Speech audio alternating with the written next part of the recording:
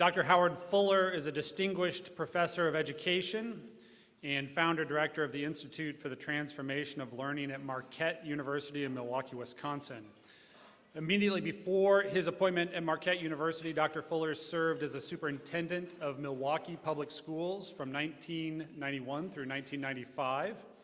He is now chair of the board of Milwaukee Collegiate Academy.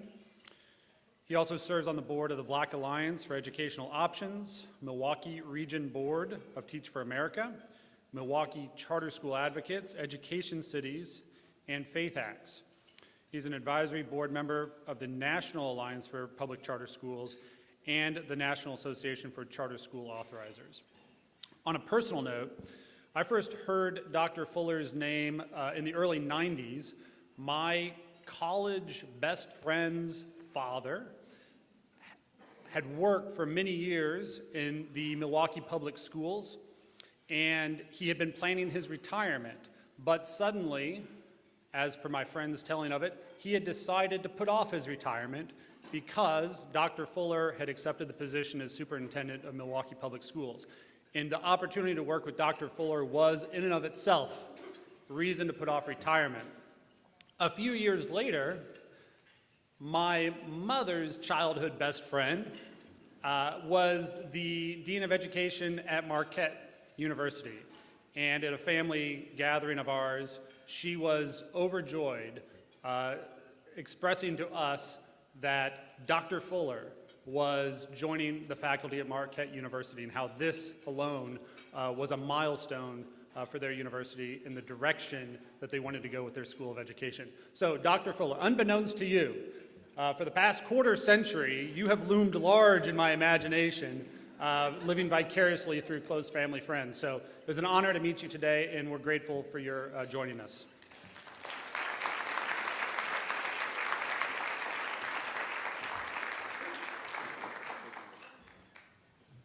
So good afternoon. I know one of my jobs is not to spoil your lunch, so I'll do my best.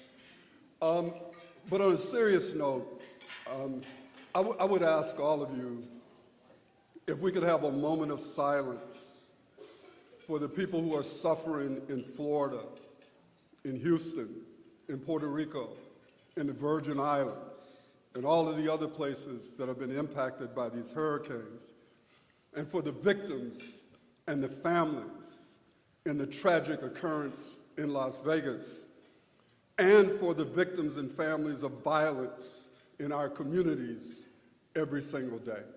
So if I could just ask for a moment of silence, I would appreciate it.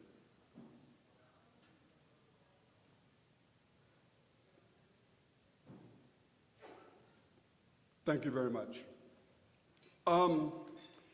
It is really an honor to have this opportunity to spend some time with you today, to share some of my ideas and concerns that I have about the work that those of you in this room are doing. And people often ask me, like, Howard, why do you keep doing this? Why do you keep running around the country running your mouth? What is it? And really there are two things.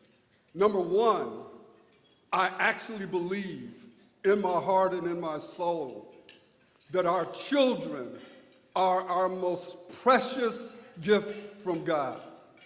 And that I believe that it is our responsibility, with God's guidance, to love them, to nurture them, to care for them, and to make sure that every single one of them is educated. And the second reason is I'm trying to build up my following on Twitter. And so, so some of you all follow me, I could tell, so, because I got a couple of tweets already, and I really appreciate it. But for those of you who are looking for someone to follow, so my Twitter handle is Howard L. Fuller, and I just shamelessly ask you to follow me on Twitter, so whatever. So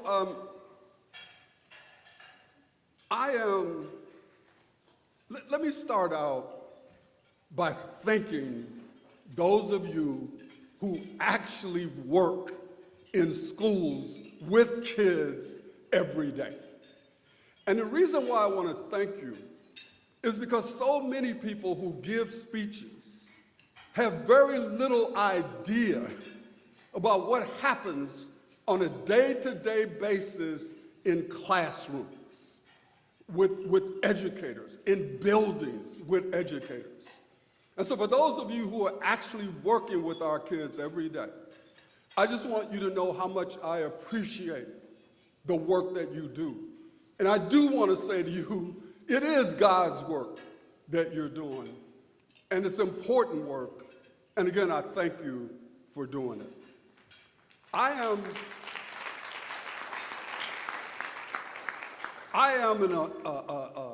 an unapologetic and unrelenting advocate for chartering as a process to enable the establishment of better schools for our kids. Ted Coldery, and many of you all probably have heard that name, some of you haven't, but Ted Coldery is one of the reasons why you all are in this room today.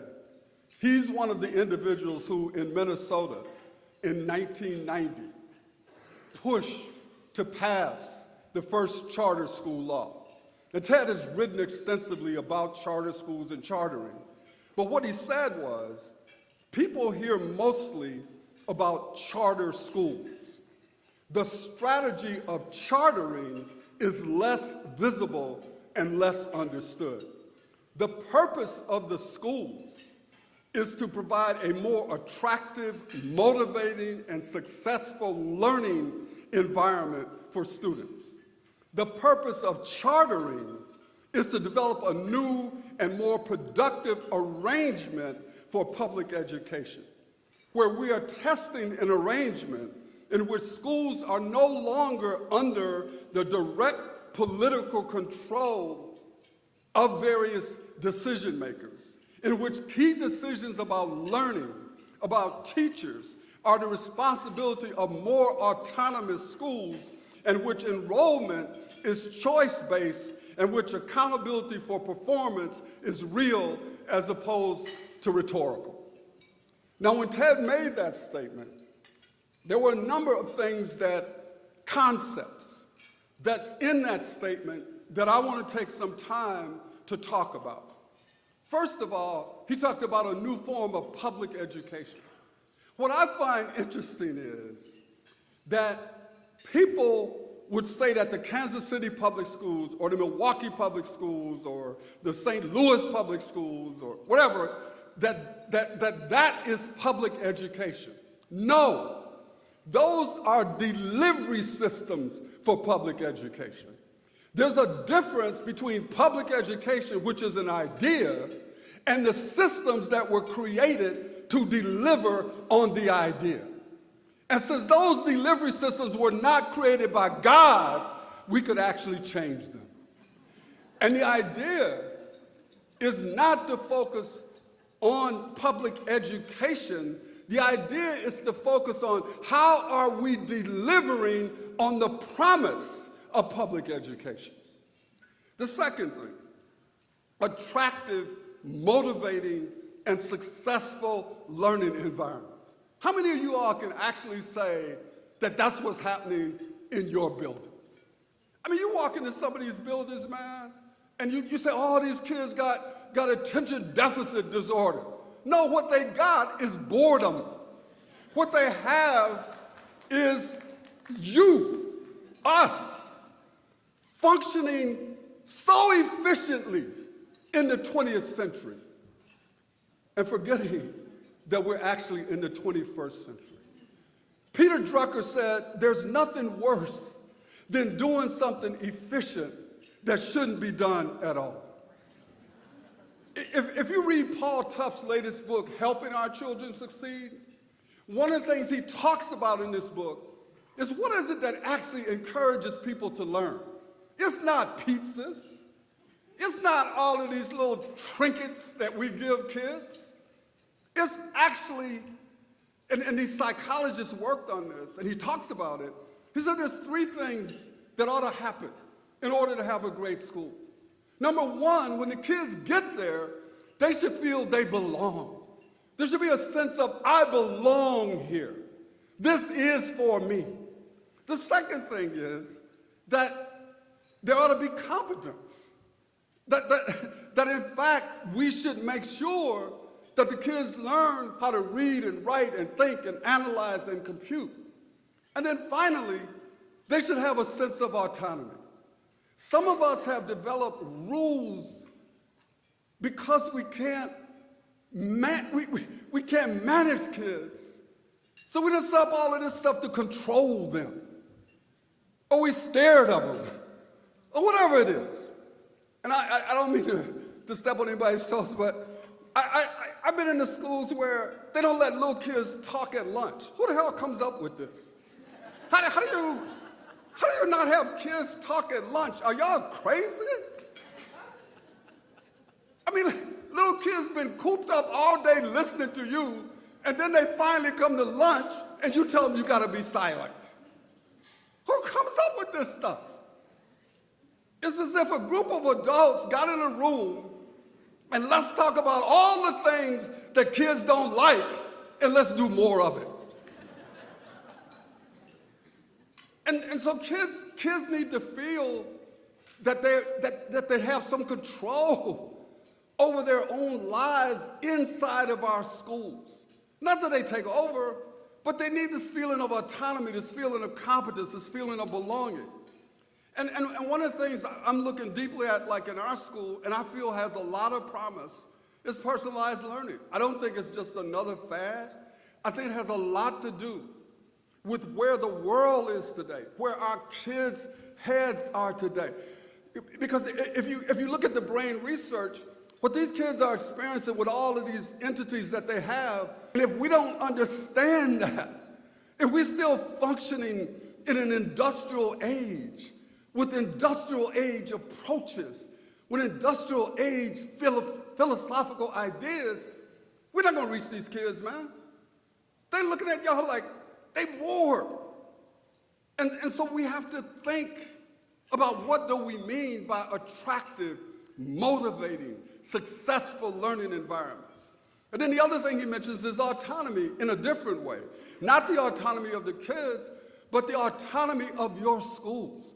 And one of the things I worry about is the more we try to prove to the public that we public, we're adopting the same rules, regulations, bureaucracies that we're supposed to be trying to get away from.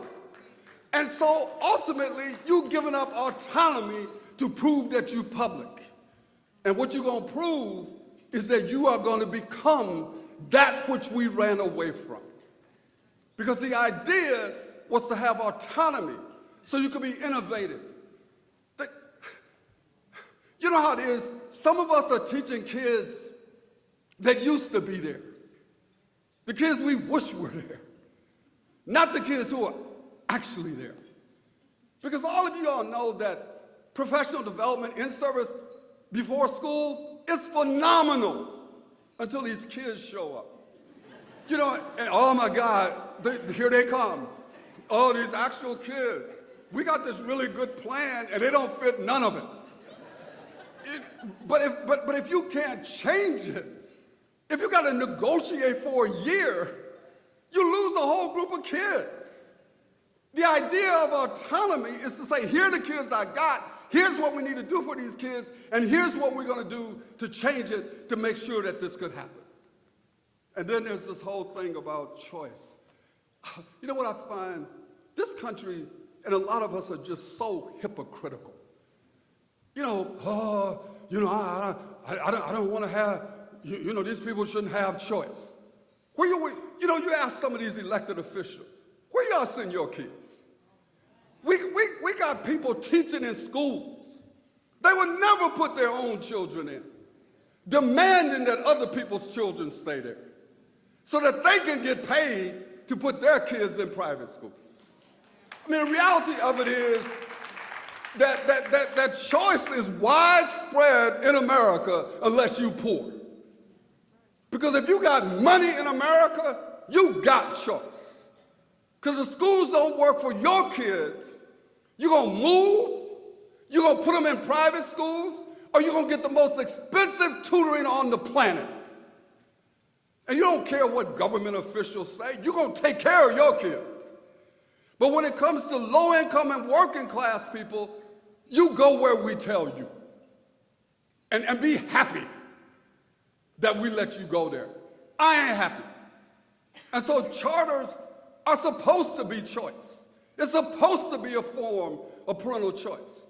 And why do we apologize for fighting to give people options when those options are there for people who got money in this country? And then there's accountability. The initial philosophy of charters was freedom in exchange for accountability. But the accountability wasn't supposed to be based just on test scores.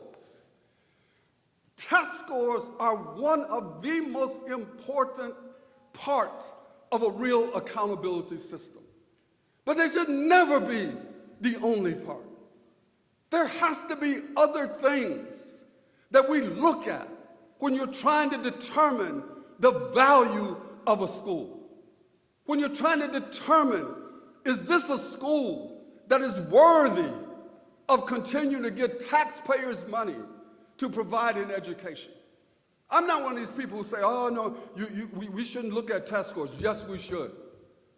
But if the purpose of education is what Paulo Freire said, Paulo Freire said the purpose of education is to develop young people who will not fit into the logic of the current order and conform to it, but it is to give them the capacity that they need to engage in the practice of freedom, the transformation of their world. And at some point, we need to have accountability systems that take into account those aspects of our work with our students. And so given these principles, I'm worried about our abilities to sustain chartering, because the people who are against us are winning in a whole lot of places. And they're winning in part because they are powerful and they're focused. And they got one objective: crush us. And a lot of us are like, oh my God, can't we just get along? Can we just all get along? No, we can't just all get along. Because it ain't about getting along. It's about creating something different for children who for years have had their dreams crushed. And these people who are coming at us, they use truth, partial truth, and lies. And they lie, and they lie, and they lie. And one of the interesting lies that got out there is charter schools promote segregation. And a lot of y'all who don't know nothing, nod your head. Oh, yeah, this is a problem. Excuse me. Wasn't it the traditional public school system in this country that passed laws to segregate children? Did I miss that part of American history? How is it that if all of a sudden a group of brown or black children who couldn't get a decent education now have a decent education in their neighborhood, and y'all now talking about integration? Where were you when they got nothing? All of these people who talk about integration, are y'all integrated? You got people hollering at you from the suburbs talking about integration. People who done moved so they wouldn't have to integrate. And these same people now gonna accuse us of segregation, and y'all gonna listen to this? You know what? We gotta be clear. School districts are more than just educational enterprises. They are economic enterprises.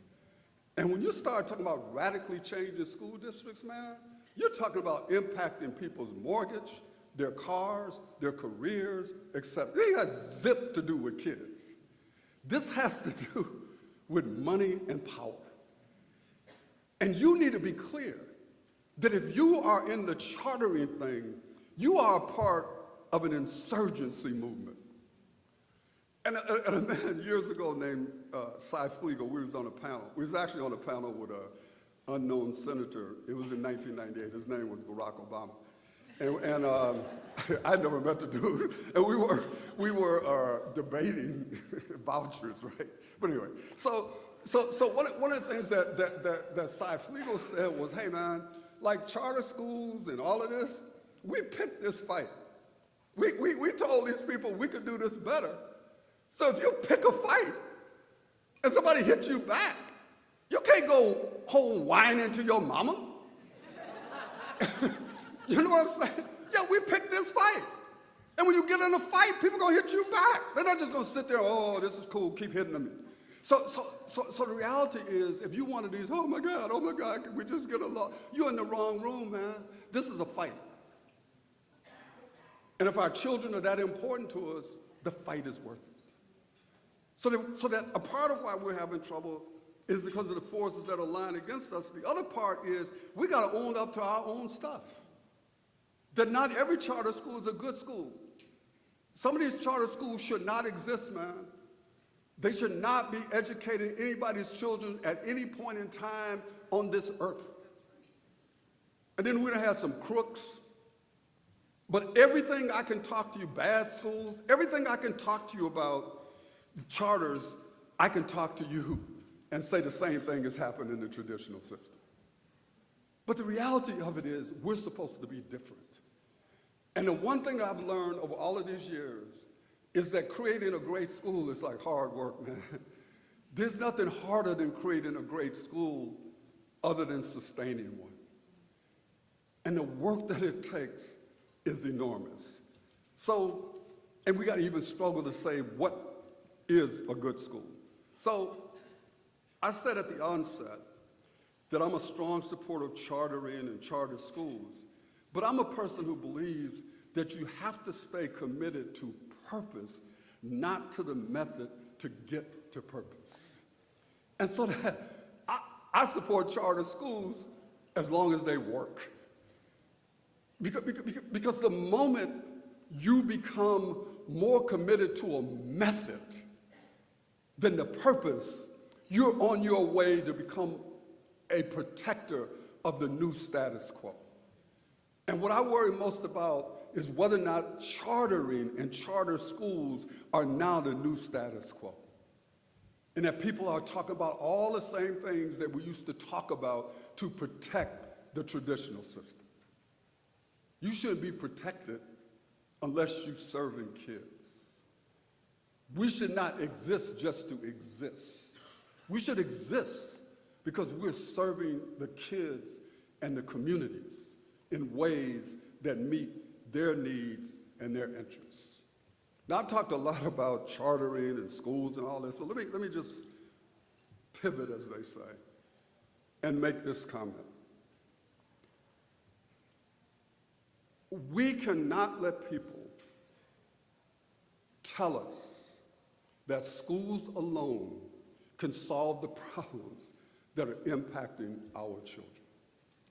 Those of us in this room who care about children, we also have to care about what happens to them before they ever get to the building. That in America, race and class matter. In America, kids should not have their race define what you think they're capable of doing. Young people used to talk to me years ago when Obama got elected about a post-racial America. I ain't heard nobody run that on me lately. Because anybody who's even relatively conscious, you don't even have to be totally awake, as they say, or woke, or whatever, to understand that race matters in America. But as much as race matters, class matters. Children who are hungry cannot learn. Children who are abused and neglected cannot come to school and learn. Children need to see their immediate families working to understand the connection between work and education. So you have these people who tell you, hey, you know what? Like, money really don't matter. The only people who say that got money. Don't nobody who's like broke in America, like rolling around talking about how cool it is not to have resources in America. The only people who talk that talk are people who drunk up on the 40th floor of some building, looking down over the rest of us, talking about how, money is really not a factor. And I always say, well, hey, man, like, if it ain't a factor, give me your money. Let me have it. Because all of us know that money does matter. It matters for our children. We got children who should get a medal just for showing up at school, given what it is that is happening to them every day. So if we believe in all of this stuff we talk about, then we got to fight for these kids, not just for what happens to them in school. We have to fight for what is happening to them outside of school. And so I don't want to say anything controversial, but but before I get off this platform, I just got to say this.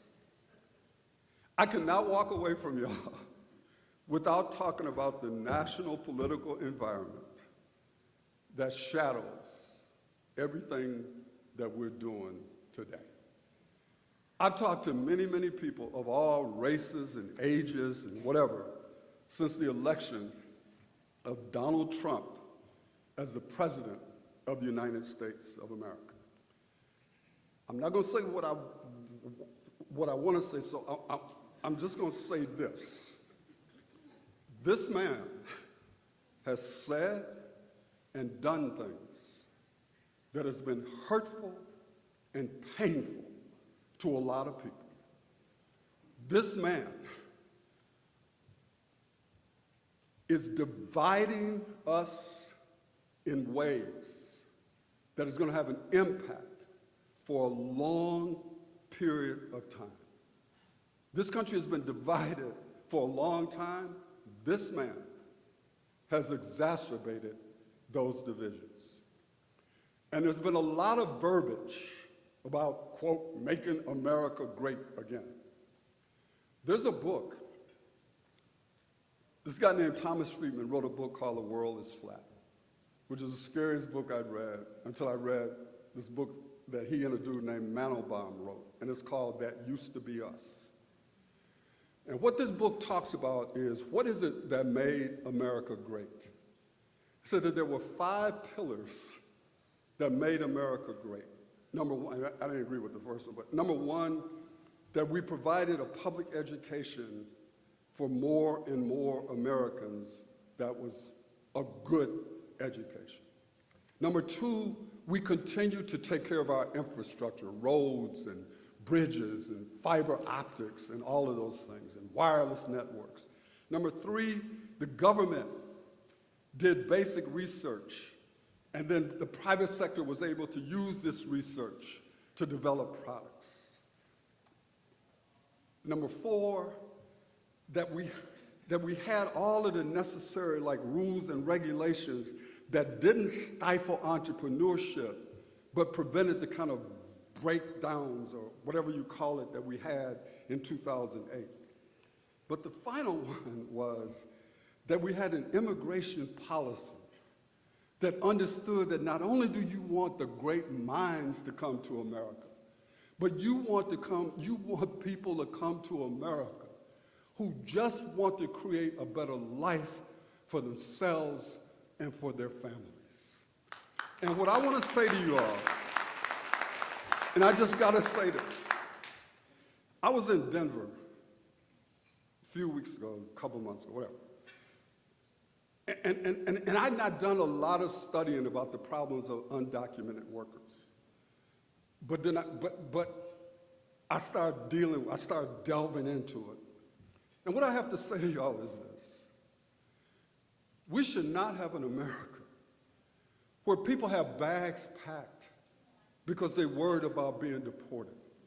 We should not have an America where people are no longer going to church, where people are no longer going to public events because they're worried about being deported.